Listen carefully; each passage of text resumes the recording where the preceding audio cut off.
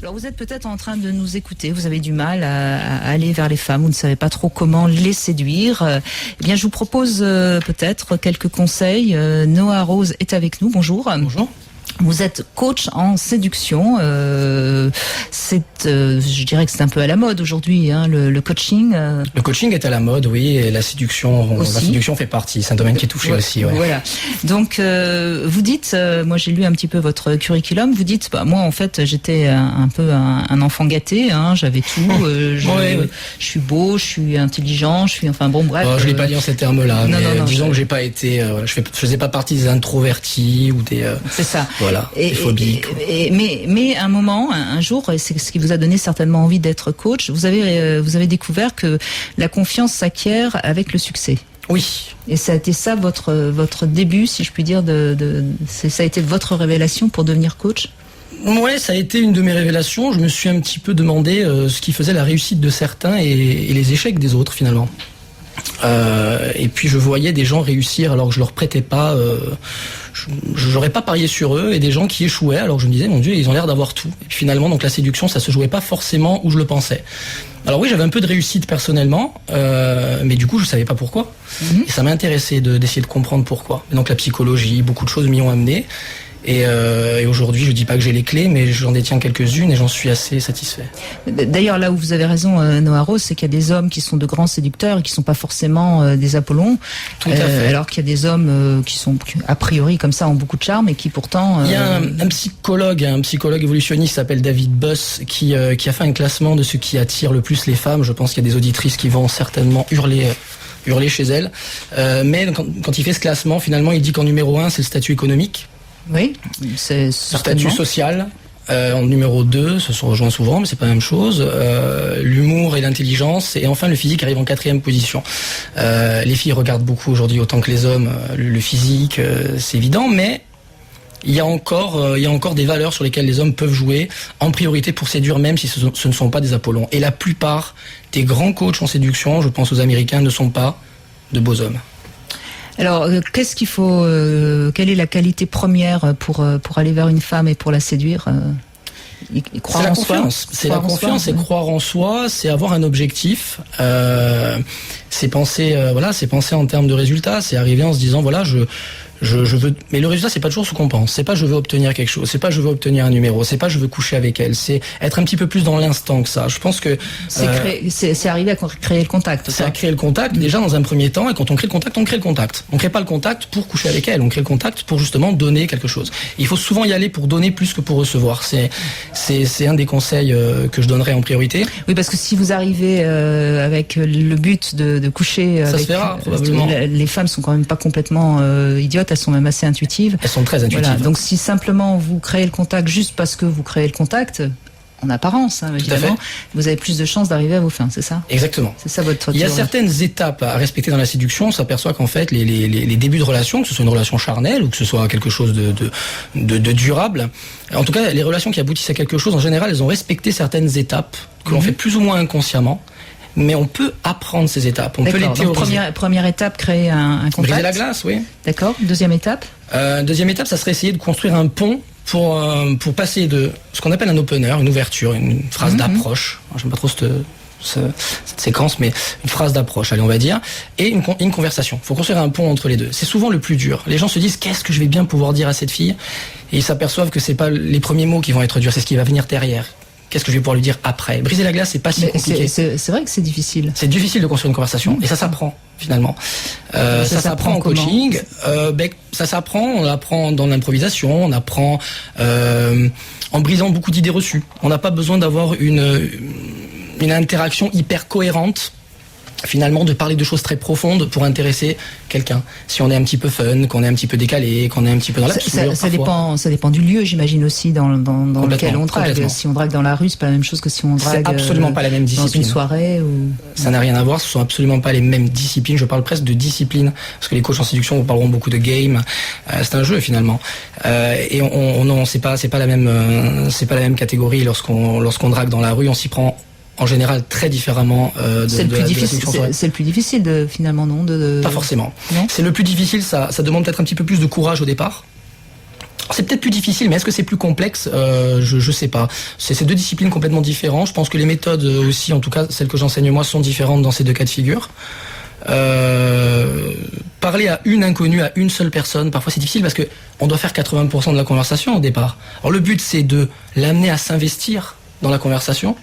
Parce que c'est là qu'on donne de la valeur, hein. C'est quand la personne s'investit. C'est sûr que si elle a fait tomber son mouchoir et qu'on le ramasse, c'est facile. C'est ce qu'on appelle une ouverture circonstancielle. On se sert de la circonstance finalement pour aborder, briser la glace. Mais bon, il faut encore être un séducteur avisé pour se servir de l'environnement pour aborder. Mais on peut aborder en demandant son chemin. On peut aborder de tas de manières différentes. Dans la rue, je préconiserais plutôt ce qu'on appelle une ouverture directe, c'est-à-dire arriver en clarifiant ses intentions. Et clarifier ses intentions, ça veut pas dire bonjour, j'ai envie de coucher avec vous. Non, on est bien d'accord. Clarifier ses intentions. En tout cas, lui signaler qu'on la trouve. Signaler un intérêt. Qu'on la trouve jolie ou. Alors jolie, je dirais pas ça, parce que jolie, on lui a beaucoup dit, je pense. Ça, c'est sûr. Et le physique, finalement, elle est belle. Elle a pas fait grand chose pour ça. Oui, à part aller peut-être chez le coiffeur ou faire un peu de sport, mais la complimenter sur son style, c'est peut-être un petit peu plus judicieux, par exemple. Donc l'aborder, ça va par exemple être de lui dire voilà, je vous ai vu passer, j'étais là-bas et puis voilà, j'aimais bien votre style et j'avais envie de vous dire bonjour. Et ça peut paraître très simple de dire ça et ça demande beaucoup de ressources en termes de gestion de l'anxiété, d'approche, c'est très difficile. C'est évident, évidemment. D'ailleurs, dans phrase d'approche, juste c'est le mot phrase, on retient le mot phrase et il faut retenir le mot approche. Dire ça, c'est pas très compliqué devant sa glace finalement, mais c'est le langage corporel, c'est la manière dont vous allez stopper la fille, dont vous allez l'aborder, pas forcément de face, ça peut être pris comme une confrontation dans l'inconscient collectif, ou de dos. Ça peut être inquiétant à Paris de se faire taper dans le dos, on ne sait pas si on va vous vendre quelque chose. Donc rien que ça, le langage corporel est très important. Donc plus que de faire attention à ce qu'on va dire, c'est la manière dont on va le dire qu'il faudra... Finalement, on est des animaux, quoi. Oh oui, d'une certaine manière, la première approche, elle est très animale. On l'est complètement. Avant le langage. On l'est complètement. Il y a beaucoup de théories, il y a beaucoup en séduction qui reprennent ça finalement, qui reprennent on repart au règne animal, quoi. Si on veut comprendre les rapports, c'est souvent ça, oui. On est des animaux. Parce que finalement, quand on regarde une femme assez intensément, à un moment donné, elle se sent regardée et oui. C'est déjà aussi une manière de l'approcher, non? C'est aussi une manière de l'approcher. Après, les regards, il faut pas non plus qu'ils soient trop insistants. Ce qu'on appelle du eye contact, finalement le contact visuel, ouais, c'est bien, c'est une invitation pour la femme déjà à être abordée. C'est souvent ça son travail, beaucoup. Et pour l'homme, c'est de capter cette invitation, d'échanger le regard et d'aborder. Mais regarder de manière trop intense, trop longtemps, ça peut aussi créer une gêne chez la femme et on a l'impression on a un prédateur qui fait que nous regarder, nous mater, il hésite. Ça montre quelqu'un qui n'a pas confiance. Déshabillé par le regard. Et puis quelqu'un qui n'a pas confiance, parce que finalement ça fait 2 heures qu'il me regarde et il n'ose pas venir. Et elle recherche de la spontanéité. Alors, il y a une chose qui m'a fait beaucoup rire, Noah Rose, dans vos conseils, c'est quand vous parlez des erreurs, des 5 erreurs de séduction à ne pas commettre en une soirée.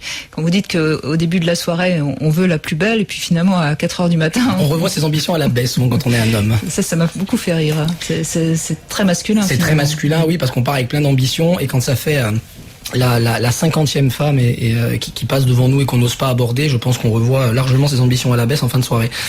Et c'est pour ça que je dis surtout que la première erreur lors de l'abordage, c'est de ne pas aborder. C'est ça.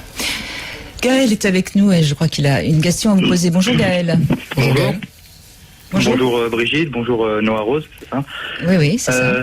Alors en fait j'appelle, j'écoute un petit peu l'émission là depuis le début et j'aurais aimé poser une question à votre invité, savoir un petit peu concrètement si on veut, si je veux demain aborder une femme, soit dans le métro par exemple, la meilleure technique.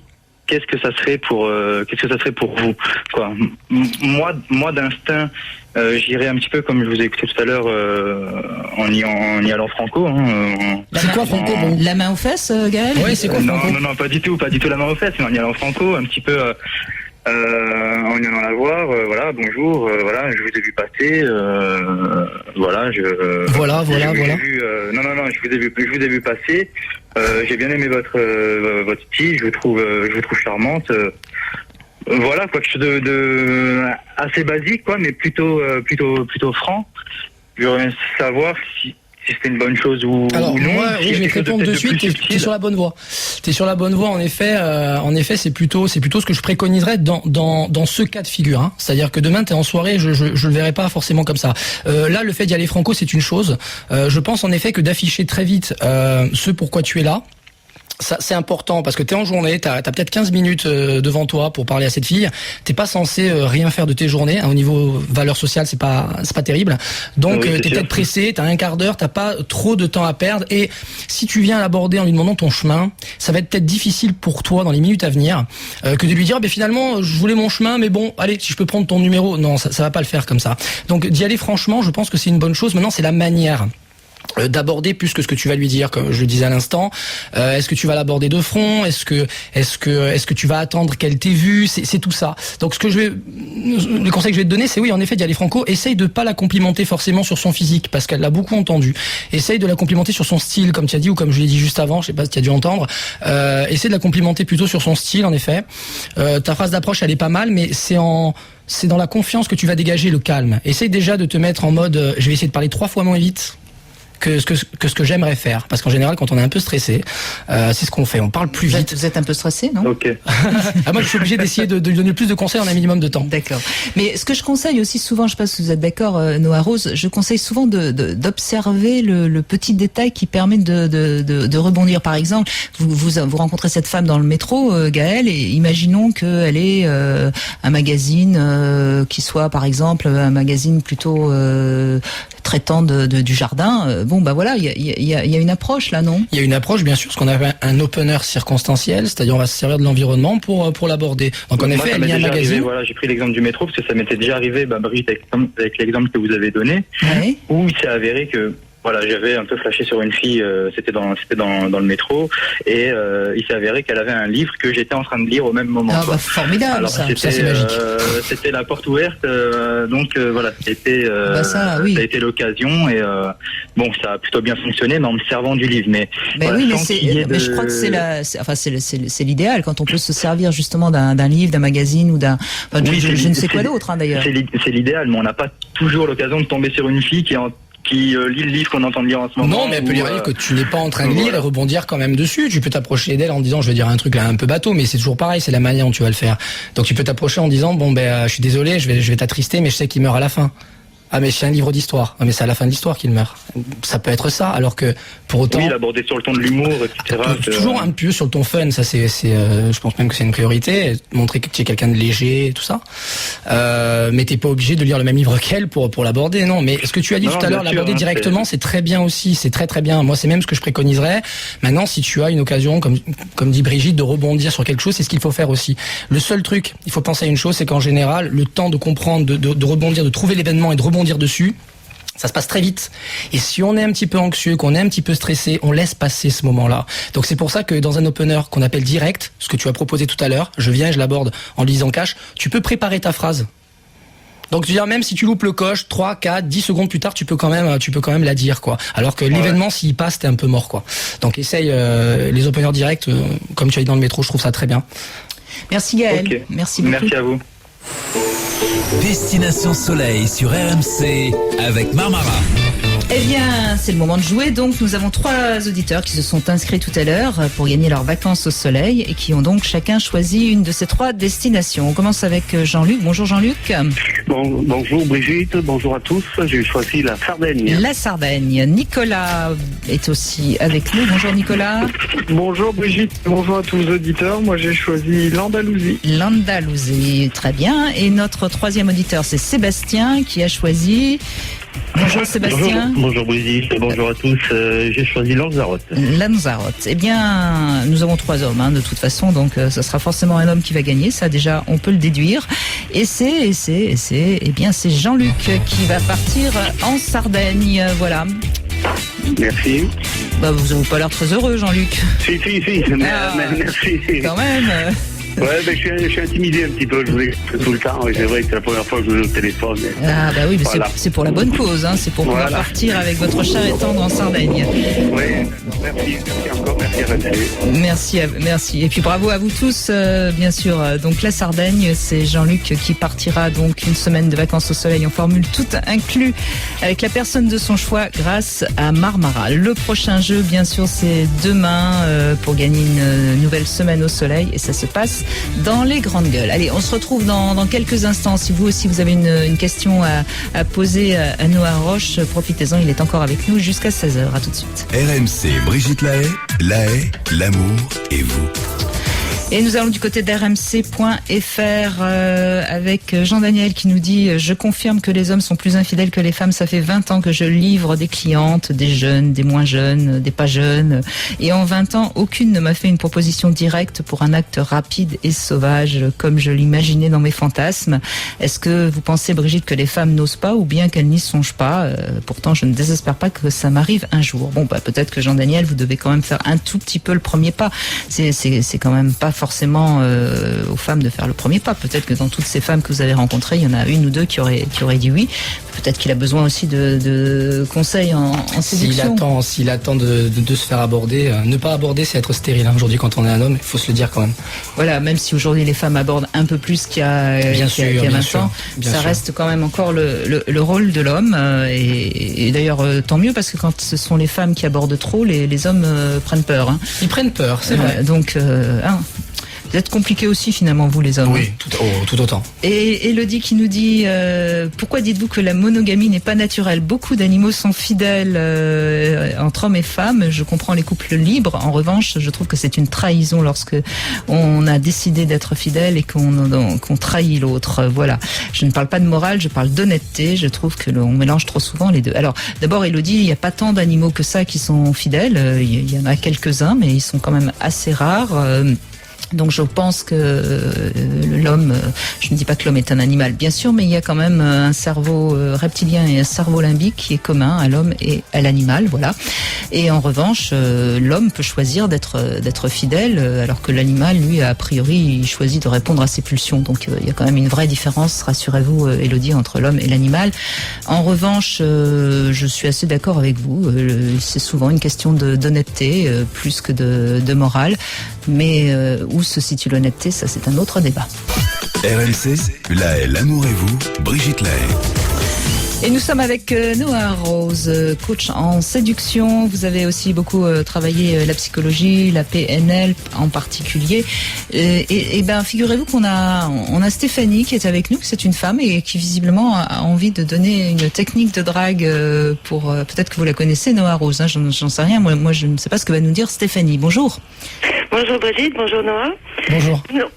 En fait, non, je voulais pas donner forcément une technique de drague. Je voulais simplement rebondir sur le fait que vous avez dit de donner la fin du livre. Mais moi, vous me faites ça, je vous traite de goujat, hein. Oui, je vous aurais pas donné la vraie fin du livre quand même. Je suis pas. Non, mais moi, je vous regarde de travers, hein. Oh, vous pensez ? Ah oui, non, honnêtement, hein. Oh. Je prendrais mal, hein. Vous le prendriez mal. Hein. Alors j'aurais peut-être pas fait ça avec vous. Hein, j'aurais peut-être un petit peu analysé avant, j'aurais peut-être un petit peu calibré, j'aurais peut-être agi différemment, ou peut-être que vous l'auriez mal pris et peut-être que je me serais pris un gros râteau et ça aurait pas été très grave finalement puisque j'aurais fait une approche qui me semblait être honnête, rigolote. Je voulais briser la glace, vous y êtes peut-être pas sensible à ce moment-là, et il faut que les hommes comprennent que le rejet, c'est pas très grave finalement. Quand on est rejeté, c'est pas nous qui sommes rejetés, c'est ce qu'on a fait à l'instant T en fonction de l'environnement, de l'humeur de la demoiselle. Il faut pas trop le prendre pour soi, donc il faut dédramatiser un petit peu ça. Voilà, je voulais le placer ça parce que c'est important, oui, la peur du rejet, c'est important. D'ailleurs, les séducteurs, les dragueurs professionnels disent, sur 10, on se prend 9 râteaux, mais il y en a une qui marche, quoi. Et voilà. Bon, j'espère être dans des meilleurs pourcentages que ça, hein, je vous l'avoue franchement. Après, j'avais une question à vous poser, Noah. Oui, bien sûr. Alors, j'aurais voulu savoir, on va parler d'un sujet tabou, mais j'aurais voulu savoir combien ça coûte finalement un coaching avec vous. En fait, c'est toujours du sur-mesure. Donc c'est très cher alors. Donc c'est très cher. Non, j'aime bien. Enfin, ça m'embête même de donner des prix, que ce soit même sur le site, etc. Parce qu'au final, ce sont jamais les vrais prix, puisqu'on s'adresse à des personnes qui ont des problèmes complètement différents. Quand c'est un gros problème de timidité. Est-ce qu'il faut payer en fonction des résultats ? Parce que finalement, si on paye très cher, donc on a des résultats, ça va. On a forcément des résultats. Parce que sinon, autant payer une escort girl, sinon. Hein. Je vais être honnête avec vous. Non, pas du tout, parce que ce sont pas des gens qui se disent je veux mettre quelqu'un dans mon lit et j'y arrive pas, s'il vous plaît, aidez-moi, parce qu'en effet, ces gens-là vont voir des escortes. Non, ce sont des gens qui se sentent mal à l'aise, qui ont envie de montrer aussi à leurs amis qui peuvent. Vous savez, c'est important pour un homme, une preuve de distinction. Enfin, la plus haute distinction sociale presque pour un homme. J'ai des mecs, c'est des chefs d'entreprise et ils travaillent pour Morgan, pour des grosses boîtes, des financiers, etc. Mais le fait de pas être à l'aise avec les femmes, ça les embête c'est cruellement par rapport à leurs congénères, etc. Ils recherchent pas à mettre une femme dans leur lit. Ils recherchent à être un petit peu plus à l'aise, à pouvoir communiquer, à pouvoir choisir, c'est-à-dire à pouvoir aller voir n'importe qui, pouvoir aborder. Ils ont l'impression que c'est un super pouvoir. Et c'est un super pouvoir. Aujourd'hui, parler à quelqu'un d'inconnu, c'est très difficile. Et quand on s'aperçoit qu'on peut le faire et être bien reçu, pour la confiance en soi, c'est incroyable. C'est des gens qui derrière vont reprendre des études. Ça n'a rien à voir avec la séduction. Non, mais c'est terrible ce que vous dites, parce qu'on a l'impression qu'au fond, rien que de dire bonjour à quelqu'un, c'est devenu presque un exploit. C'est devenu presque un exploit, oui. Et oui, tout à fait. Parce qu'on parle beaucoup en termes de séduction d'anxiété de l'approche. Si vous savez ce que ça produit chez les gens que de devoir parler à une inconnue, faire face à ce rejet potentiel, c'est quelque chose de très dur pour la plupart des hommes. Et c'est un râteau en soi. Le râteau, c'est pas « je lui ai parlé, puis elle m'a envoyé sur les roses ». Sans mauvais jeu de mots. Non, je l'ai vu passer et j'ose même pas l'aborder. On est déjà face à un échec. Le fait de pas pouvoir réussir à réunir assez de ressources pour lui parler, c'est déjà très dur pour un homme, pour l'estime de soi. Qui commence déjà à essayer de lui sourire. Merci en tout cas, Noah Rose, d'être venu. Je rappelle que vous êtes donc coach en séduction.